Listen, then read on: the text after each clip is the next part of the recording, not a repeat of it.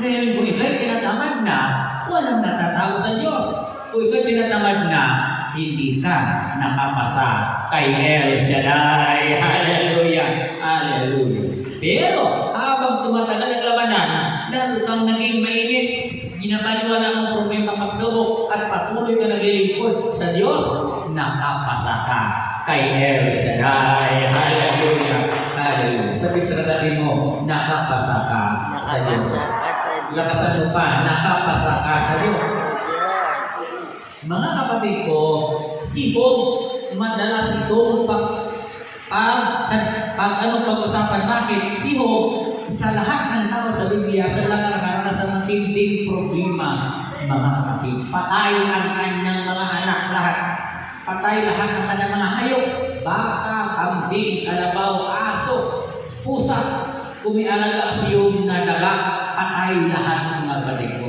Maliban na patay kanyang mga anak, mga hayop, may sugat. Basta sa katawan, may sugat. Maliban niya, inaaway sa kanyang asawa. Anong sabi ng kanyang asawa? Sumpain mong Diyos. Pinakamabigat sa isang tao na ang kaaway mo ay asawa mo. Ilan ang sa kasama kong nawala dahil sa asawa? Noon marami kami, pero nawala dahil sa asawa. Bakit? Hinahanapan ng asawa ng lagopirin, kapatid ko, ay walang nabigay ng lagopirin minsan, mga kapatid ko. So, ilan sa atin ang nawala na rin sa gawain? Bakit? Takot sa asawa. Sabi ng asawa, kapag nagpatuloy ka paglilingkod, may paglalagyan ka sa akin. Pag dilat ng mata ng asawa, hindi na nagpapakita ito. Bakit? Takot dahil sa asawa. Mabigat na ang asawa mo ay kalaban mo sa paglilingkod. Anong sabi ng asawa? Sumpay mong Diyos. Anong sagot ni Job? Ang Diyos ba'y dapat lang purihin sa biyaya? Kahit sa kahirapan, taluputan, sayawan, palakpakan, si El Shaddai. Hallelujah! Hallelujah! Nung marinig sa Satanas ngayon ang sinabi ni Job, ang sabi sa Biblia, iniwanan ni Satanas yun. Bakit iniwanan? Si Job nakapasa sa Diyos. So, kailangan makapasa tayo sa Diyos, mga kapatid ko. Anong gawin natin makapasa tayo sa Diyos? Mga kapatid ko, tayo ay lumaban sa mga problema, mga pagsubok. Bago yan ipagpulot ng Diyos ng problema, pagsubok sa ating buhay, alam ng Diyos na kaya natin yan. Kaya sabihin sa katabi mo, kaya mo yan. Kaya mo yan. Lakasan mo pa, kaya mo yan. Lakasan mo pa, kaya mo yan.